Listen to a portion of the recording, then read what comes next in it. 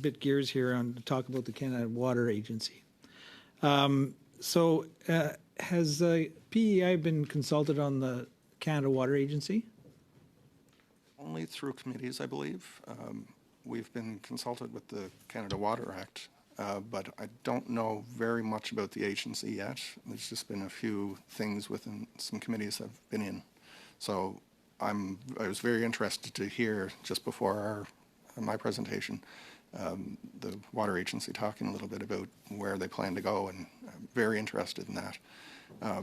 At our level, we're an island, literally, so we don't have transboundary water issues. So, you know, what I was hearing a little while ago, that may be a big portion of what they're talking about. We'd be more, how can we partner, you know, for programs and that sort of thing. So I don't know if that answers your question. Yeah, kind of. Like, so they're not really consulting you. Like, I mean, would you be the person that you would contact in the province? Yeah. Well, eventually it would get to me. Yes. Eventually, okay. Mr. Khan, have they talked to Newfoundland at all about the Canada Water? Yes, they have talked. We had a number of conference calls, and we provided comments during those conference calls, as well as we provided written comments that what type of issues and challenges are there based on our experience, and how those issues or challenges should be addressed as a part of this new agency. So how many times, so this has been going on, I think, for a couple of years now, like the engagement process, and I guess I was getting at that on the previous panel as well, like we can talk, government's notorious for talking, but then when it comes down to rubber hitting the road, people are getting flooded out or droughted out, it doesn't work. And we go have some more committee meetings or anything like that. And that is I think the caution that we're talking about when we develop another agency, another layer of bureaucracy. And did the federal government address that at all with the water agency when they were talking? They said, oh, this is going to be much better? Or was it all about just here, you're going to have a central place to have your funds? If I recall correctly, I think the focus or the thrust of those discussions was that being a water manager involved in day-to-day water management issues in your jurisdiction, what is your experience in your dealings with various federal agencies, and what is your opinion that how water should be governed on long-term basis in Canada, which will ensure socio-economic benefit of the public as well as the public safety. Thank you. We'll have to stop there. Ms. Taylor-Roy. Thank you very much, Mr. Chair, and thank you to the witnesses for being here today.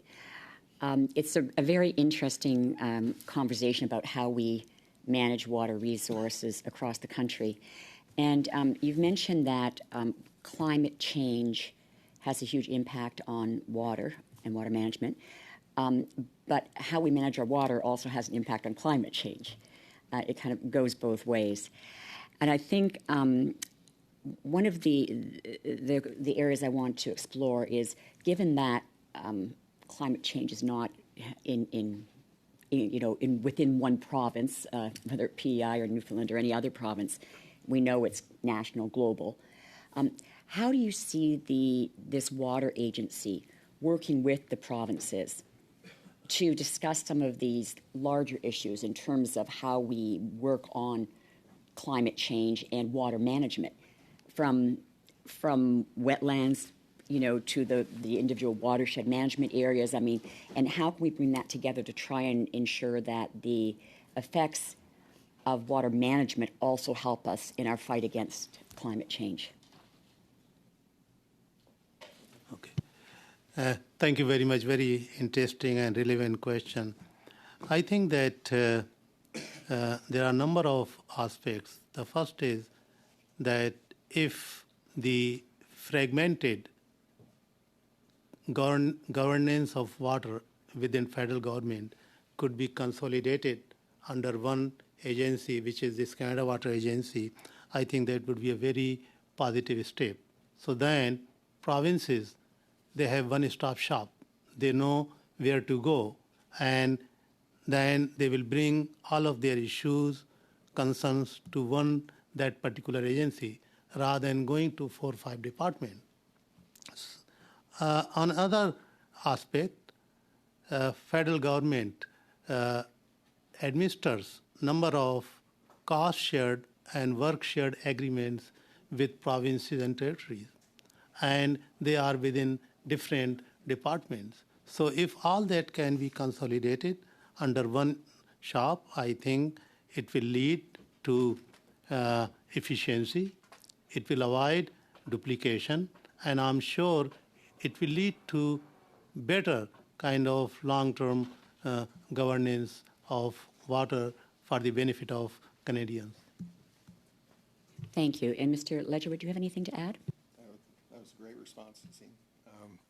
Yeah, I agree with that. And as I said, we're a smaller jurisdiction, so we talk very much within our departments very quickly. Like, we have a very good net zero program that's fighting climate change within our department, right? So I think Haseen is right.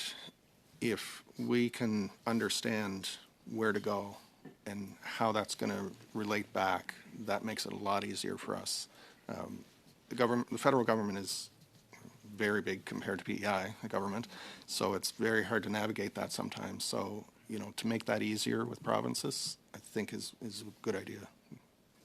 So you see the Canada Water Agency as increasing efficiency and avoiding duplication, in fact, for the provinces that are going to be using or working with it. And there was another thing you mentioned, Mr. Ledgerwood, earlier, which was you were talking about PFAS, for example, contamination, fertilizers, pesticides, the impact of these things on our water safety, or water quality. How do you think the Canada Water Agency can play a role to ensure that some of the smaller provinces have the same, perhaps, research and resources as others do? Yeah, great question. Thank you. Great comment and great question. Yes, that's very important to us. As I said before, we're 100% reliant on our groundwater, so it is in utmost importance for us to keep that clean and free from contamination. So when we get into issues, and you mentioned PFAS, emergence chemicals, that's where our knowledge can be greatly enhanced with an organization that has that backing behind them, the strong research that the federal government quite often does, the knowledge of health limits and all that sort of thing coming together. That expertise can be a great help for a province like ours, where we may not have that direct knowledge of something new. And earlier we had the Water Security Agency from Saskatchewan here and talking about a number of issues. One of the things that I'd read about in the Lake Diefenbaker Dam expansion or reservoir expansion was some Indigenous leaders who felt that the federal government should have a role in water management because, of course, Indigenous affairs are a federal responsibility, and they're so impacted, especially as you were talking about, Mr. Khan, in the northern part of Labrador, for example, and other areas. How do you think the Canada Water Agency will help in the reconciliation, cooperation between the Indigenous rights and what they're looking for with regard to water management and some of the provincial and territorial issues? Thank you very much. I think we have to take a step backward. Historically, federal government has played a strong leadership role in facilitating the monitoring and reporting of water in the country, providing centralized repository for all water-related data which is being collected all across the country, using that data to develop policies and guidelines for the governance of water. Thank you very much. So I think these are the areas where Canada Water Agency can play a very On va important s'arrêter role. là et se tourner Thank you very vers much. Madame Posey. Oui, merci. On to Ms. Posey. Thank you, and thank you to our witnesses for being here today. In your respective provinces, I understand that the Canadian Water Agency is something that might be useful as long as it doesn't duplicate the structure that already exists in your province. With regards to freshwater, are there other issues other than a lack of coordination and other issues that the federal government is not taking charge of or that they can be addressing in a better way? Go ahead. I think one of the areas where we have seen issues and gaps with the climate change is the gaps in our monitoring network. That is water quantity monitoring networks, water quality monitoring networks, groundwater monitoring networks, climate monitoring networks, especially in northern areas where climate change impact is more pronounced. So that is where I think federal government can play a very important role to fill in those gaps under various ongoing cost-shared and work-shared programs. Another important role federal government can play is provide national guidance that how that data which we are collecting, that data can be converted into information, and information into knowledge products which would be of interest and benefit to common Canadians. I gave you an example. In 2000, as a part of our work, that is federal government, all provincial and territorial jurisdictions under the umbrella of CCME, Canadian Council of Ministers of Environment, we developed a tool, which is a communication tool, Water Quality Index. That is how this water quality data can be communicated to the public. Public is not concerned with the data. They want to know, is my river good for swimming? Is my river good for fishing? Is this water good for drinking? And if we can provide that type of information to Canadians, I think we will be doing great justice to ourselves and to our mandate. Et Monsieur. Just to follow up on Hasseen's comments, with PEI, I've mentioned a little bit about pesticides. There's a large use of pesticides in PEI, and one of the things that we'd like to see is when the pesticides are registered by PMRA to really look at the unique situation PEI has. When they register products, it's not always a one-size-fits-all, and PEI is very dependent on the groundwater, different types of soils, very unique. So that's one thing I'd like to see moved a little bit more on a more specific basis on the type of environment we have.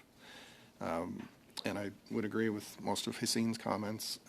Just to follow up, we've been trying with our water registry to do exactly what Hasseen was asking, to make data in a form that people can understand.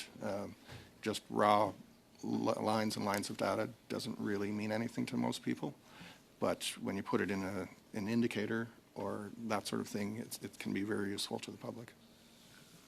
Donc, si je comprends bien ce que vous dites, c'est que la... If I understand correctly, then, the quality and the quantity of the data that is collected by provinces and the government is not receiving the right amount of exchange, or it's not being exchanged properly. Is that correct?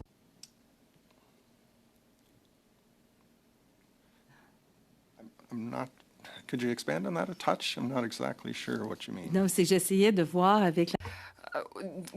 Given the answer to my first question, I was trying to clarify. It seems as though there is some information federally that you are not receiving on time, or that you are not receiving at all, maybe. So the exchange of data doesn't seem adequate. I'll ask you another question. In your respective provinces, what are the infrastructural challenges that are the most preoccupying right now? And of course, infrastructure related to water. I can go. Okay. Go ahead. Okay. Sorry. For us, it's aging infrastructure with wastewater and drinking water. facilities. There's a lot of facilities out there that are aging, and we need more funding to get them up to date, and especially even including climate change. As you know, as you build new facilities, infrastructure, climate change has to be part of it, and a lot of ours is aging, like I said, so that would be an opportunity, a lot more funding there to get those into kind of up to, not standards, but up to newer facilities, I guess. Your first question, the exchange of data. I think the data is there, and we have very good system where data is collected on real-time basis and shared on real-time basis. So that's a very positive step and improvement. But as I mentioned earlier, our challenge is there are gaps in certain part of the country, especially in northern areas, and those gaps need to be addressed. But wherever we have Mountain Network, they are working Thank you. excellent and We're going providing to go to the information. We're going to go to Ms. Collins now. Thank you, Mr. Chair. I want to thank the witnesses for being here. Both the federal and provincial governments have a responsibility to ensure that First Nations communities, Inuit communities, Métis communities have access to clean drinking water. I would like to hear from both of you, maybe starting with Mr. Khan, what your government is doing, what the landscape is when it comes to access to clean drinking water, communities who might not have access to clean drinking water, and what the government's doing to ensure that those communities get access. The provision of clean and safe drinking water, and our honorable member also asked this question earlier, that requires a multi-barrier approach. One size fits all does not work. So you have to have the concept of multi-barrier. And this was one of the outcomes of that national committee which was created 20 years ago. I was one of the co-chairs of that committee, that we promoted the implementation of multi-barrier concept all across the country for all public water supplies, and that has been embraced and implemented.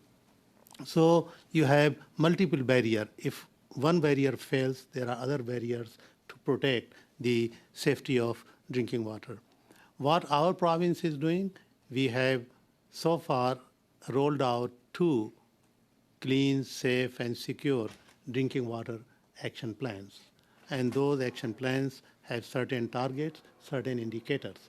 And we produced annual report, how we are kind of performing or how we are making progress. Can you share a little bit about the kind of trajectory, like what kind of progress you've made? Yes, we have reduced number of boil water advisories from 350 to 170. That is substantial progress. We have increased the number of trained operators from 80 to 350. So these are some and we are proud of that. We have increased number of water treatment plants from 5 to 25.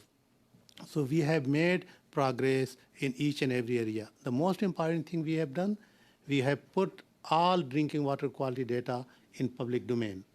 Any member of the public, anywhere in the country, can go to our web page, select the particular community, and see what is the quality of drinking water in that particular community. Is that community on boil water advisory or not? So I think that during last 20-25 years, we have made substantial progress, but still there is lots of work to be done, especially in small rural communities and northern communities. And we maintain very good working relationship with our indigenous communities. We offer all those programs to those communities which we offer to non-indigenous communities. Thank you. Yes, thank you. The landscape in PEI is not very large indigenous communities, so very small, and it's a federal jurisdiction, as you know. But because we're small, we also collaborate with those communities whenever they want. So if they need expertise from our department, we just, talk, collaborate as need be. So what we do to protect them individually, I don't know if it's focused on any one group, but as a whole for the province, the Water Act, as I said, is just relatively new. That's going to give us more powers to ensure that our drinking water is clean for every resident. And can I ask, just because I don't know much about the landscape in PEI, are there boil water advisories? Do the Mi'kmaq people in PEI have access to clean drinking water across Prince Edward Island? I would say the whole province has good drinking water and good access to it. Are there boil water advisories? Some, but not that many. We don't rely on surface water, so it's all groundwater fed. So most of the time, there would have to be a problem with the system to have a boil water advisory. And I guess maybe that leads into my next question, just about emergency management, disaster response. Both of you spoke a little bit about the impacts of climate change and the threats that communities face. Can you tell us what you want to see from the federal government when it comes to emergency response, threats to our watersheds that come from climate change, and how the federal government could better support provinces and municipalities when it comes to these issues? Okay, I'll go first, Hazine. I think in our position, like as I already mentioned, the infrastructure that we have for wastewater and drinking water systems, more funding to upgrade those, to get them newer, that would be the main thing, I think. And I forget the first part of your question, I'm sorry. Really just what you want from the federal government when it comes to ensuring that our communities are climate resilient, and that what response you want from the federal government when there are these kind of climate-related natural disasters, whether that's hurricanes, wildfires, drought, flooding. Yes, well, we certainly know hurricanes after Fiona, and that was a big wake-up call for the province. I think it still comes back to infrastructure for us, and we've got a climate change section that is really aggressive on the adaptation side, and we've been working very hard to make sure that we adapt to climate change, and part of that is the infrastructure, part of that is emergency programs and that sort of thing. So additional funding, additional research and expertise. C'est bien noté, en fait, vos besoins en I've taken note of your infrastructural needs. I'm going to move on to the next turn, but I will reduce the time to 4 and 2 minute rounds, because then we have another hour of work after this panel. So 4 minutes, Mr. Leslie. I'd like to start with you, Mr. Ledgerwood, regarding some of the comments you made earlier. You mentioned that the groundwater is the source of water and you have good drinking water in the province, but you seem to allude to a concern over some sort of contamination of crop protection products used by farmers. And you suggested that the PMRA should perhaps consider delineating between the rest of the country and PEI users of products that are marked and used properly on label. I'm just wanted you to clarify, do you think that PEI farmers, whether they be grain farmers, who I think are in town today, actually advocating for availability of tools, or potato farmers should have reduced access to crop protection products that PMRA approves? Definitely not. All I'm saying is we want to make sure that the products they do use, agriculture industry is critical to our province, just like I said before. And I just want to make sure that the products they are using are unique and properly registered for our province. That's all. I'm not saying we should cut anything back. It's more about having the right products for the right circumstances. And I trust that farmers are choosing that correctly. Going back to the Canada Water Agency, thus far it seems like the Canada Water Agency might be everything to everybody all at the same time, and I'm very skeptical that that is going to be the case. Mr. Khan, you mentioned water quantity as one of the things. That seems novel to me. We've seen a lot about quality, monitoring and data collection, standardization, which all sounds lovely, but very little on water quantity and flows, which is certainly within provincial jurisdiction for the most part. And I'm just kind of curious, from your several conference calls and your lack of calls, what do you actually think the Canada Water Agency, if put out today, what is it going to be? I think that Canada Water Agency can play a very important role in rolling out national policy guidance in various areas. That could be water quantity monitoring, water quality monitoring, or flood risk mapping, or other areas. So they can carry multiple heads. They can be one-stop shop for provinces. They can provide national policy guidance on various issues. They can coordinate these various federal, provincial, cost-shared and work-shared programs. So I think they can play a role of a centralized agency, a consolidated water agency for various water-related functions within the federal government. Okay, I hope that that ends up being something like what it might end up being. I'll move back to Mr. Ledgerwood. Smaller municipalities often don't have the capacity or the funding to pay for a lot of the environmental studies that lead up to whether it be core infrastructure projects or water management projects. I assume, smaller municipalities, you mentioned at the local governance level within PEI.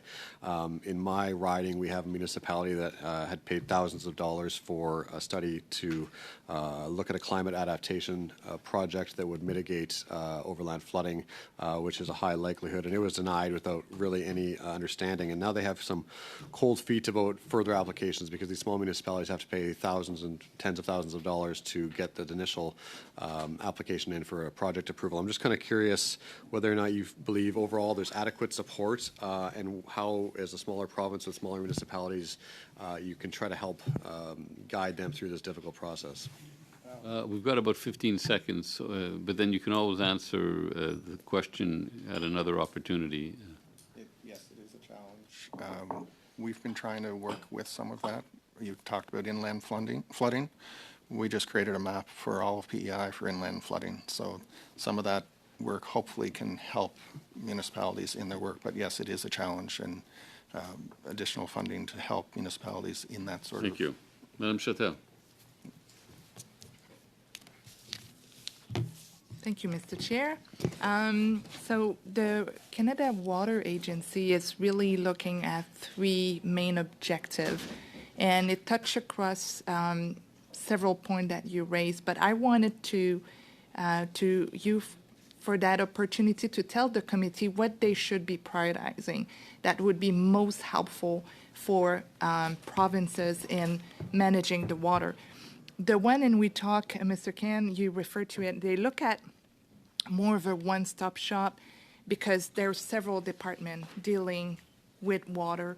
They want to regroup and have a whole of government approach. They wanted to make it easier for a decision maker and Canadian to find federal resources on fresh water. The second category is more collaboration with provinces, territories, with the U.S. as well, and with Indigenous. And the third one is really about science and data.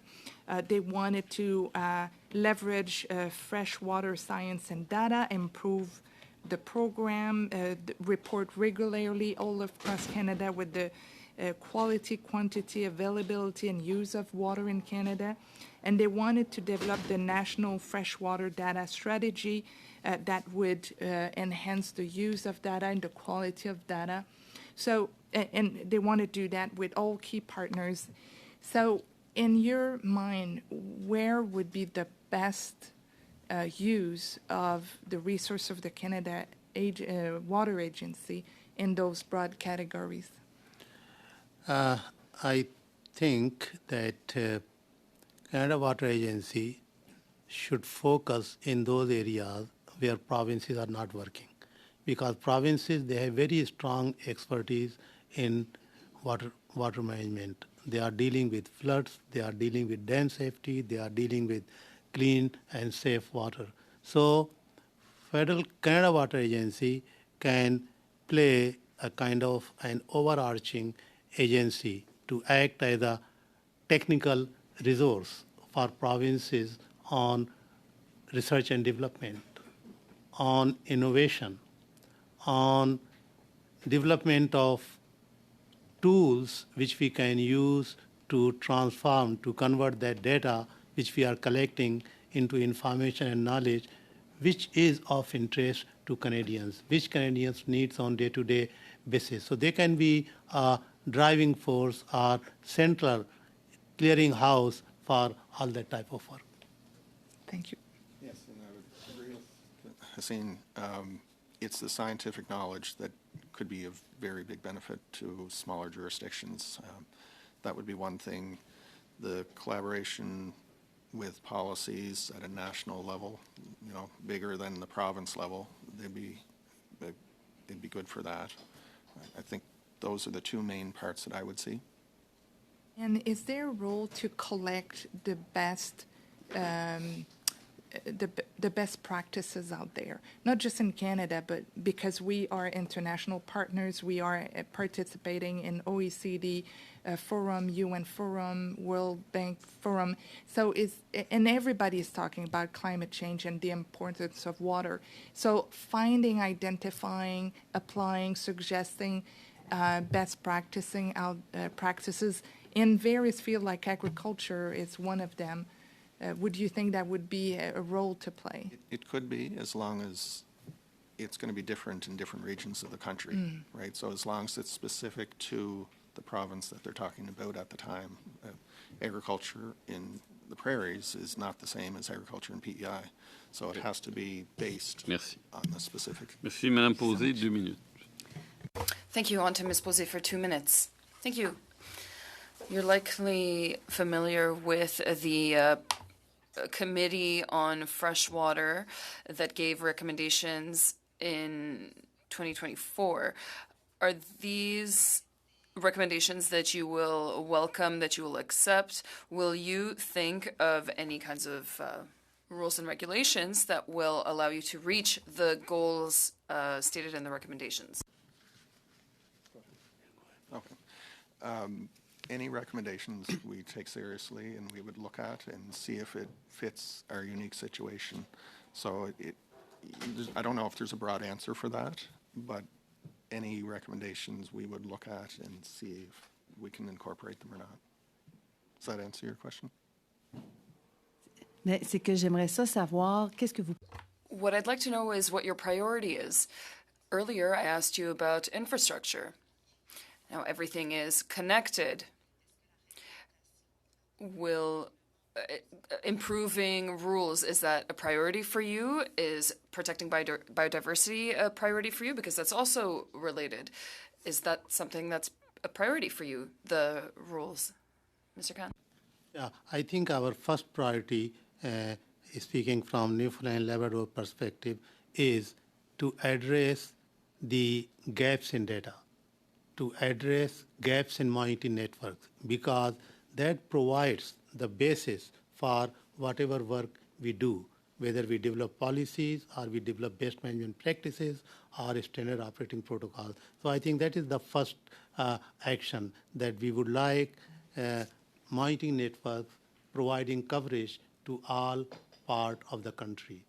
And once that has been done, then certainly we would like to see that how we can develop best management practices, tools such as flood risk maps to respond and to adapt to climate change. So I would say first priority is data, second priority is policies, and third priority is then to work as a team. Thank you. Merci, Madame Posé. Ms. Idlout, welcome to the committee. And you have 2 minutes. Thank you, Chair, and thank you to the witnesses for sharing information with us. I'd like to ask for both witnesses to respond. How are the effects of climate change, such as flood risks, considered when dealing with wastewater? For example, during the 2013 Calgary floods, raw sewage ended up in the Bow River because the wastewater plant was flooded. Calgary has an incredible water treatment and wastewater plant, but disasters still happen. What are your provinces doing to prepare for such disasters? Okay. What we are doing, that all infrastructures which are designed now and which come for regulatory approval, we make sure that climate change lens has been incorporated in the design of those infrastructure. That is the first thing we are doing because, as you mentioned, we have learned from our experience that the infrastructure which was designed and built 30, 40 years ago, they did not took climate change into consideration. And that's why in many of our communities, those infrastructures are failing. So it's a two kind of stage process. First, the infrastructure which is already there, we have to upgrade that slowly and gradually to meet climate change conditions, and any new infrastructure which we consider for approval should be in compliance with climate change conditions. Much like Newfoundland, we're in kind of the same boat. Every decision we make, everything we build now has a climate change lens. We have climate change sort of mini experts in all of our departments across the government. So we're incorporating that now, just like Hussein said. Thank you. Thanks very much. Yeah, that's good. Mr. Cram, you have 4 minutes. Okay, thank you very much, Mr. Chair. Thank you to the witnesses for joining us today. I've often wondered for provinces like Prince Edward Island and Newfoundland, which are surrounded by the Atlantic Ocean and therefore have unlimited access to water, except it's salt water, have either of your provincial governments ever studied the possibility of desalination facilities to acquire drinking water and other uses of water from the ocean, so that changes in river flows in any one year don't make that much difference? Is that something that has ever been studied in any great depth? The cost of converting that seawater into acceptable drinking water is very, very high. So our focus is to make use of our freshwater resources. But yes, we have been considering the impact of how especially as you said, that we have 70% of our population lives in coastal areas. With climate change, sea level is rising. And that rise in sea level, how it is impacting our groundwater wells, which are being used as source of drinking water in coastal communities, because that is raising the issue of saltwater intrusion. And we are trying to develop policies so that we can optimize the pumpage of water in order to minimize the pumpage of salt water into those wells. So this is an aspect which has been looked into, which has been both modeled as well as monitored, but we have not looked into using seawater as source of drinking water for cost-benefit reasons. And Mr. Ledgerwood? Yes, and not that I'm aware of for saltwater desalination. We focus more on, we've got a very plentiful aquifer. Our priority is to protect that aquifer. We've got quite a bit of water.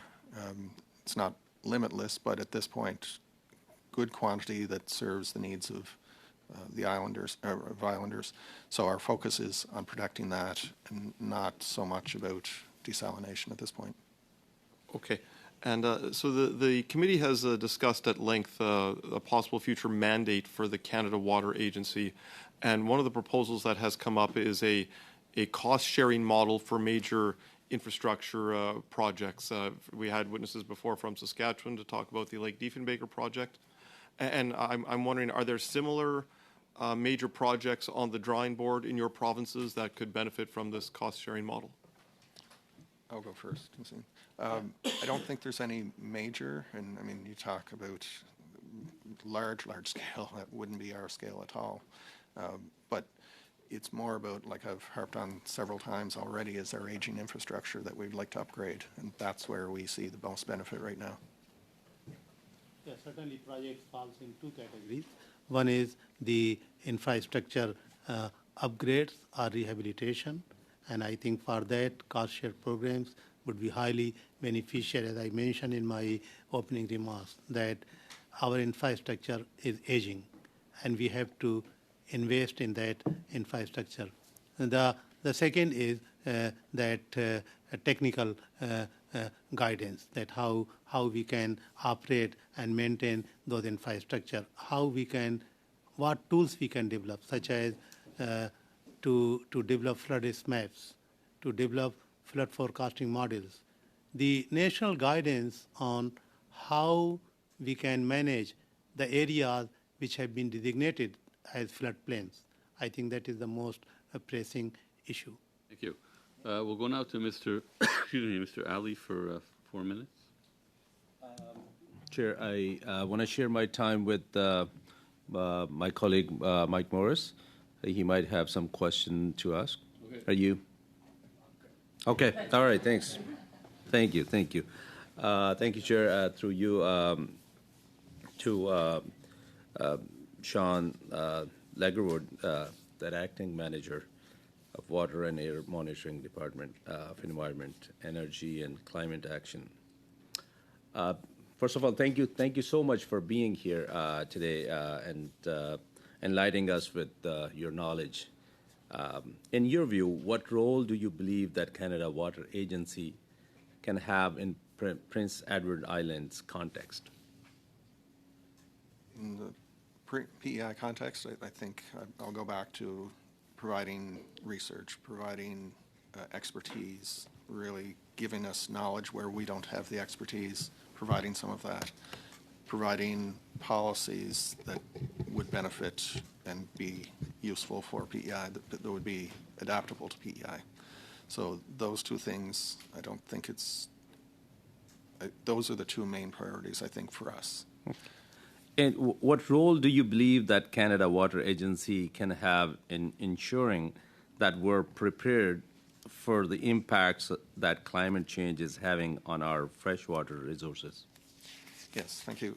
Another good question. As I said, our climate change department is very aggressive with adaptation, and I think having our department collaborate with experts in the field that the Water Agency may be able to provide and use that expertise to complement our program, complement our adaptation going forward. Okay, thanks. Mr. Khan, again, thank you for being here. I'll ask you the same question. So what role do you believe that Canada Water Agency can have in Newfoundland and Labrador's context? Thank you very much. As I mentioned earlier, I think the best role Canada Water Agency can play for Newfoundland and Labrador as well as for other jurisdictions is to act as one-stop shop for all water-related issues, to provide national guidance to deal with emerging water issues in terms of best management practices, standard operating protocols, which will apply to various regions of the country, as well as to kind of facilitate the management of various ongoing cost-shared and work-shared programs between federal government and jurisdictions, provincial and territorial government. And the most important thing is to kind of to see the digital innovation and research and development which will help jurisdictions to respond to climate change adaptation and climate change impacts. Thank you so much. Chair, I'd like to share my time with Mr. Lloyd, please. Yeah, Longfield. Yeah, Longfield. Yeah, Mr. How much Longfield, time do I have left? Lloyd. 30 seconds, basically, 35. Okay, just very quickly, I managed a business that supplied water filters to paper mills. And I was criticized at some points of the year because I had way too many filters. But when the floods hit in the spring, you needed all the help you could get. Could you comment on how important it is to maintain data so that we can adapt quickly when we need to Mr. Khan? Data plays a very, very important role in responding to these natural disasters or emergencies. We in Newfoundland and Labrador have experienced number of floods which were not there historically, and we attribute those to climate change. And our real-time data monitoring network, both for water quantity and water quality, has been blessing and life savior, because we can alert people in advance that these are the areas which are potentially going to be flooded and these areas should be evacuated. And we work with our fire and emergency services. So we work as a team where our role is to analyze that technical data on real-time basis and then share that information with municipalities and first responders. Thank you. Mr. Khan, I don't know if you've heard of Bill C-317. It dovetails with everything you're saying, and I hope it gets through the Senate. Okay, so thank you. That was a really interesting discussion. From a different perspective, not from the perspective of the provinces like Ontario and Quebec and BC, but from the perspective of provinces in the Atlantic that have different needs and different perspectives. So thank you. I think we benefited greatly from your testimony. We're going to take a short break because we go into a 106.4 meeting. Yeah, we're just going to take a break, colleagues. Thank you again for making the trip to Ottawa for this meeting.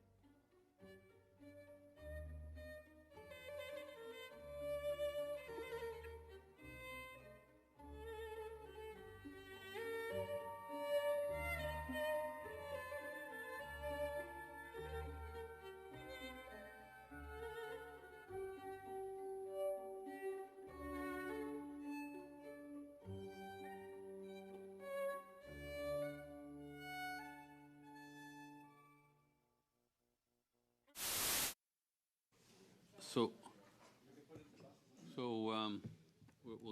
get back to it, and of course, yeah. Yeah. Can you confirm with the clerk that the funding agreements requested by this committee for the Net Zero Accelerator Fund have not been received? To the clerk. Madam Clerk, have you received the copies of the funding agreement, Net Zero Accelerator funding agreements? Okay, Mr. Van Koeverden, you want to intervene on? Not before Dan was finished. Sorry, Mr. Major. He's finished. I think that was his question. No, that's the beginning. I just want to get that answer. So we have not received those documents, correct? I haven't seen them, but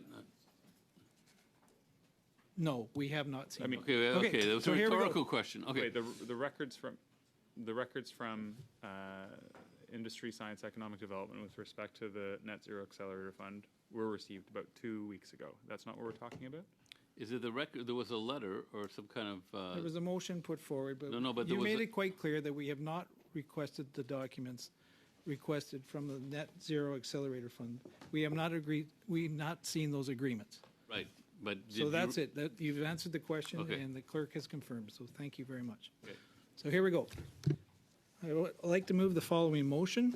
Given that the government has failed to provide the committee with the following documents and information relating to the $8 billion Net Zero Accelerator Fund.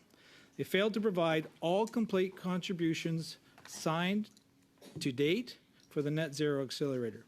Failed to provide the government's complete tracker tool used to measure the Net Zero Accelerator's progress and results, and all internal Net Zero Accelerator targets set by the government, including the government's Net Zero Accelerator emission Juste reduction un rappel au target. règlement, Monsieur le Président. Oui, Madame Posey. C'est que Call to order. The interpreters don't have the text of the motion, and I think that Mr. Messier is speaking too fast. Maybe he can slow down. Deuxième partie de votre intervention, vous avez dit. I missed the second part of your intervention. You said that the interpreters don't have the motion in writing. No, they don't have the motion in writing, and Mr. Major is going too fast. Copy too. Take a second here.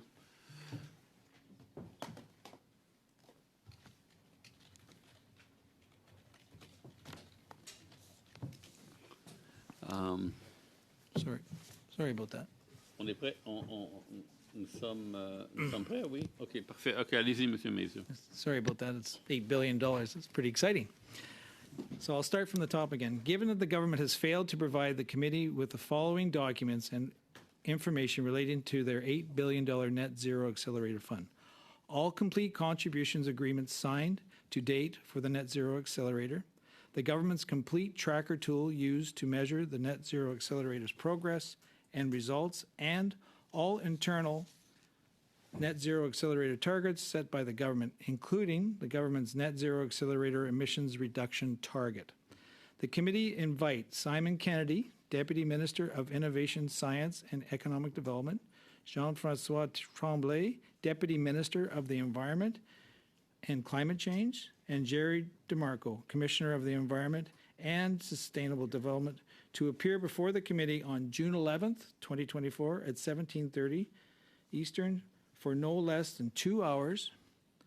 The committee invite the members of the Greenhouse Gas Interdepartmental Working Group and members of the Strategic Innovation Fund's Investment Review Committee to be present for technical questions as needed.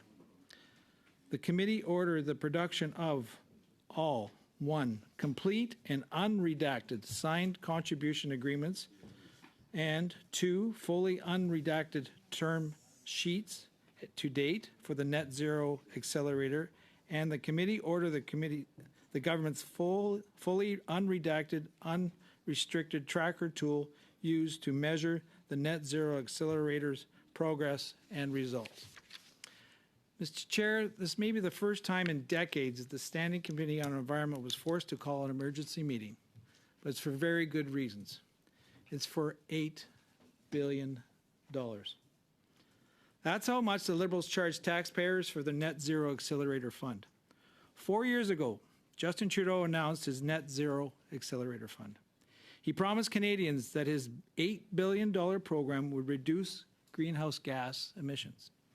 But the Environment Commissioner revealed the Liberals were giving away billions of dollars to Canada's largest emitters without any commitment to reduce emissions. The Environment Commissioner stated, and I quote, "The department did not always know to what extent greenhouse gas emissions had been reduced by those companies that took part in the Net Zero Accelerator Initiative, or whether the funding provided would lead to reduced emissions," end quote. If members of the committee don't take this matter seriously, you're failing to do your job. In fact, the Commissioner also revealed the government wasn't even tracking the value for money of their $8 billion net accelerator fund. The Commissioner stated, and I quote, "We've seen no public reporting on the value for money," end quote. The Liberals think it's okay to give away billions of taxpayer dollars to multinational companies. Canadian taxpayers deserve to know what they're paying for. That's why the committee ordered the production of all funding agreements and emissions reduction information on the government's Net Zero Accelerator Fund. But the Liberal government completely defied our committee once again and refused to release the information. It was another slap in the face to this committee and to Canadians. And in my opinion, it was a blatant breach of privilege. And now we are dealing with an $8 billion cover-up. In fact, the Liberals claim that the emission reduction target of the Net Zero Accelerator is protected under cabinet confidence.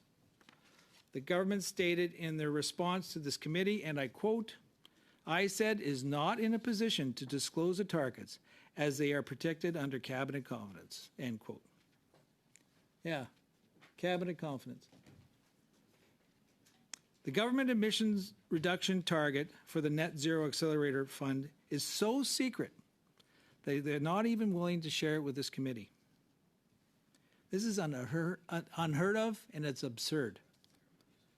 But this isn't surprising, given that Canada's Environment Commissioner also reported the Liberals are not on track to meet their own 2030 emission reduction targets, or given the fact that Canada dropped 62nd to 67th on the Climate Change Performance Index, 4 rankings lower than the year before.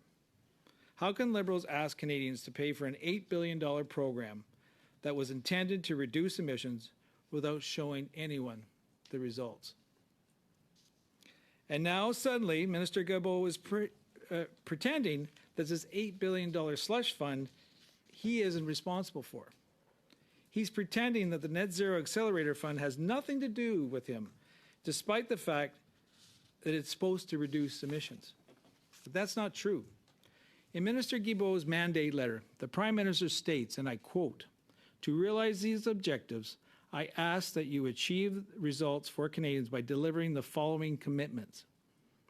Support the Minister of Innovation, Science and the Industry in the implementation of the Net Zero Accelerator Initiative, with an emphasis on ensuring that investments drive industrial transition and significant reductions in greenhouse gas emissions on a scale consistent with achieving Canada's climate goals in a meaningful transform Canadian industry to lead and compete in a net zero emissions future." End quote. I can repeat that, I guess, if I have to. Even if the advisory body that provides advice on the Net Zero Accelerator applications is co-chaired by Minister Guilbeault's own department. Minister Guilbeault must be held accountable for this $8 billion cover-up. I will also draw your attention to the response the Liberal government provided by this committee. They stated, and I quote, "Greenhouse gas reductions set to occur after 10 years' time cannot be reliably estimated," end quote. The government also stated, and I quote, "The precise estimate of reductions is not achievable for most Pillar 2 and Pillar 3 projects," end quote. It appears the $8 billion Net Zero Accelerator is free cash for Canada's largest emitters. And meanwhile, the Liberals punish Canadians with a costly carbon tax. So we must end this cover-up. We must release the contracts release the emission reduction targets, release the results, and tell Canadians why they're paying for this Liberal government's $8 billion net zero accelerator slush fund.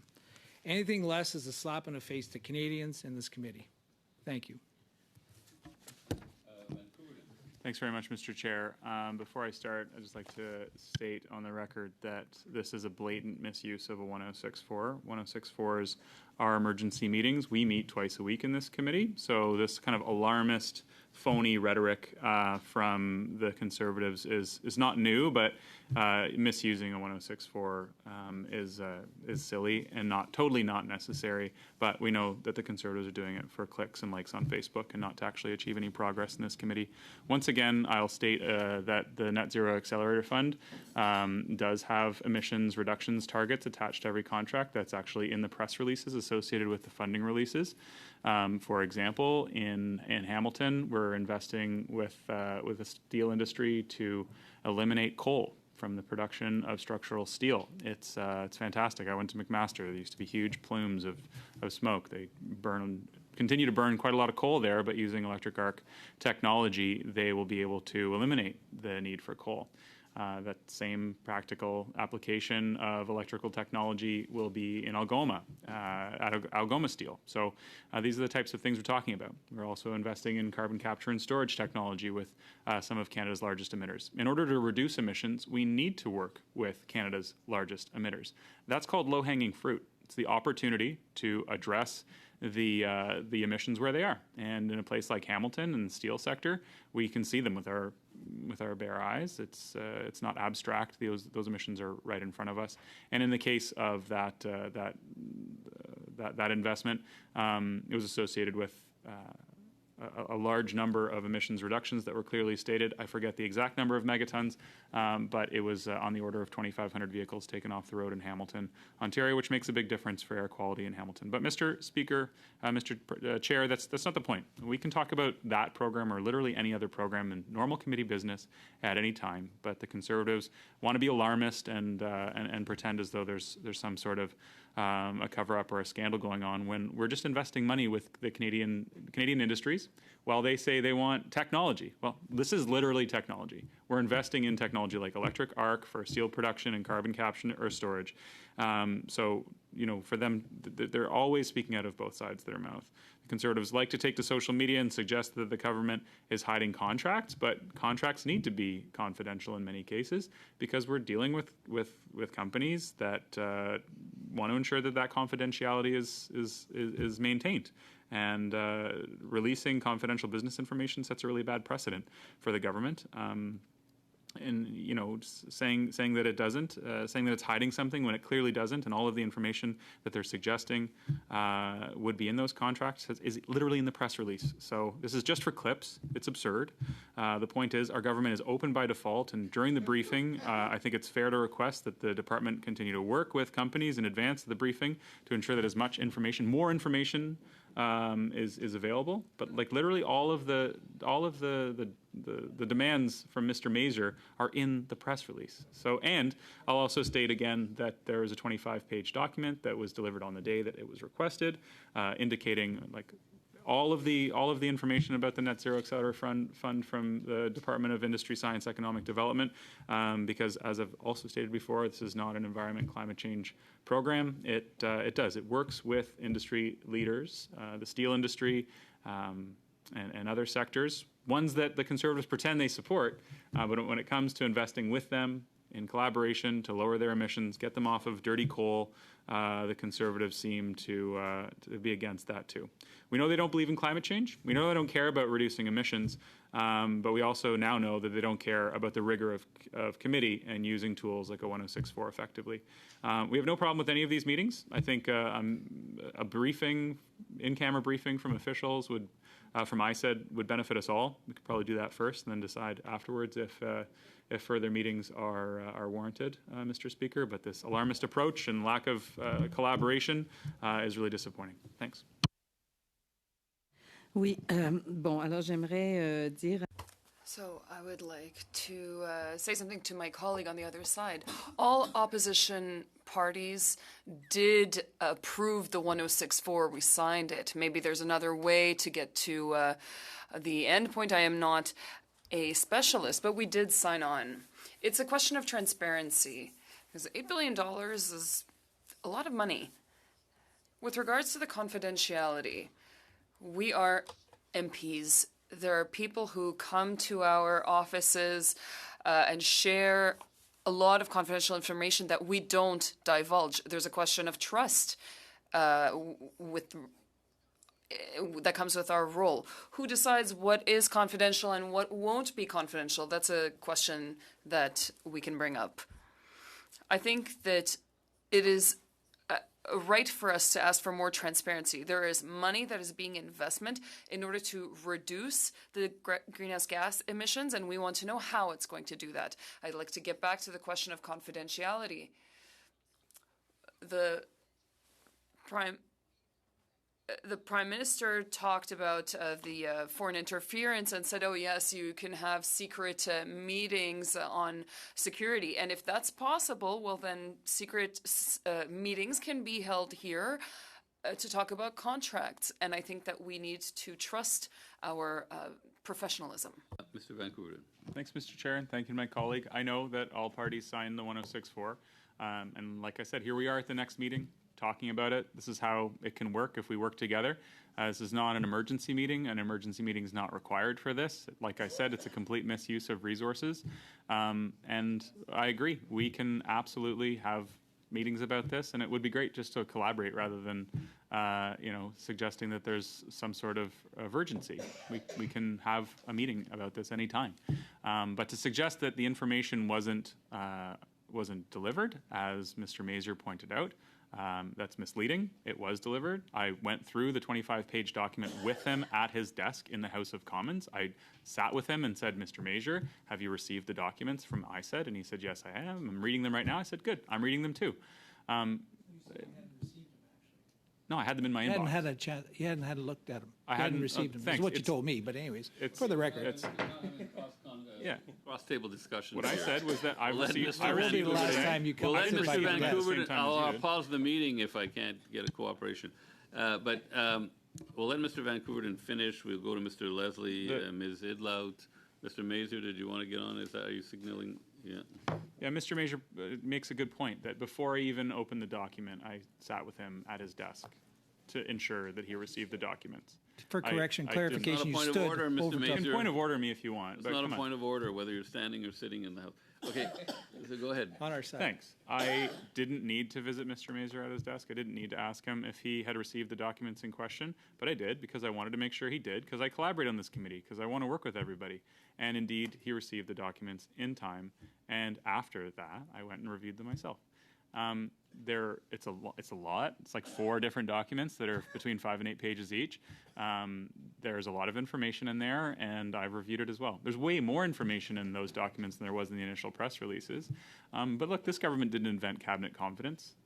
Transparent by default doesn't mean that we're going to divulge confidential information about how these programs and things are negotiated with big companies that want to remain competitive in a global economic environment. And you're right.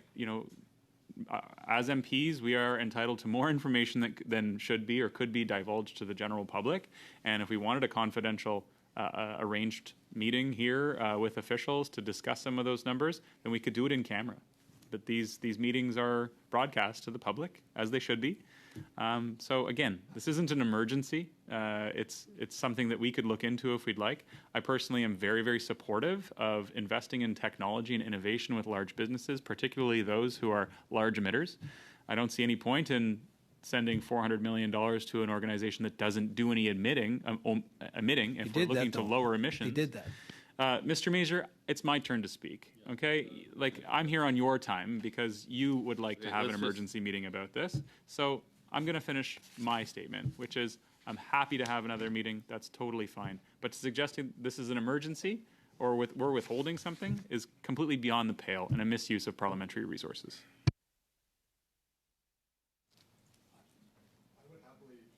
let my NDP colleague go first, just because they haven't spoken yet. If Okay. Kuyanami Iksivatari. Thank you, Chair. I've been given a very quick briefing from Laurel's staff, which I'm very thankful for. And having read Mr. Major's notice of motion, it is reasonable given what was learned and not shared.